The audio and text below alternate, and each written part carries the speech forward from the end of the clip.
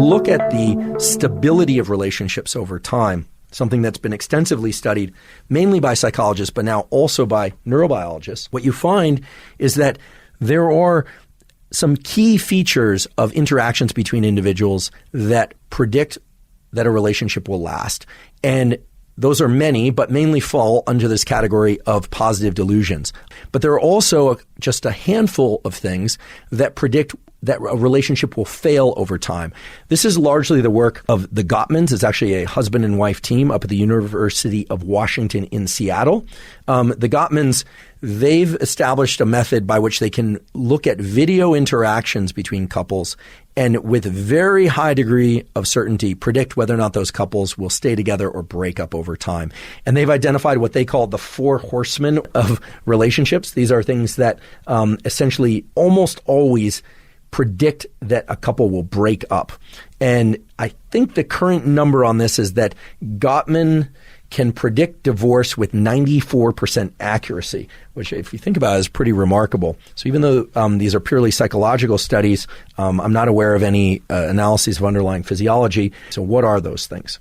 Those 4 behaviors, what they call the 4 horsemen of the apocalypse for relationships, are 1, criticism, 2, defensiveness, 3, stonewalling, and 4, contempt, with contempt being the most powerful predictor of breaking up. Criticism, of course, does not mean that there's no place for criticism in stable relationships. Of course, there is. It has to do with how frequent and how intensely that criticism is voiced. Defensiveness, of course, is defensiveness we know as the sort of lack of ability to hear another or to adopt their stance. So lack of empathy, I think, is one way to interpret defensiveness. Stonewalling, which is actually another form of lack of empathy. It's a turning off of this neural circuit that's so critical for desire, love, and attachment. The stonewalling essentially means the emotional response or the request of another is completely cut off. And then contempt. And contempt has actually been referred to as the sulfuric acid of relationship. I didn't say that, but Gottman and colleagues have.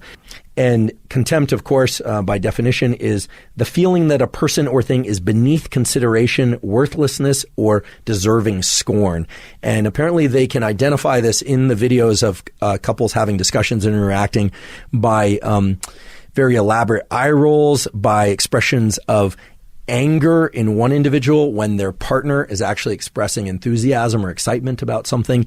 It's the, oh yeah, you would say that, or deep-seated resentment toward the other, so much so that it's apparent that one kind of actively dislikes the other partner. So contempt, disregard for something that should be taken into account is the other way to think about it. That runs counter to all of the neural circuits, all 3 of the neural circuits that we talked about before. It certainly is, it is the antithesis of empathy. It is anything but a positive delusion. It's really looking at the other individual, either accurately or inaccurately, as somebody that you kind of despise. And then it is an absolute inversion of the autonomic seesaw matching that I was talking about before. It's a dissociating of your seesaw from their seesaw. They're very excited about something. You're unexcited by it. In fact, it's an inversion of their seesaw where they're excited, you're down. They're down, you're up. Okay, so it's basically an inversion of all of the neural circuits that Helen Fisher and others have identified as critical for desire, love, and attachment, and therefore it's not surprising that it is so strongly predictive of breakups, and in the case of married couples, of divorce.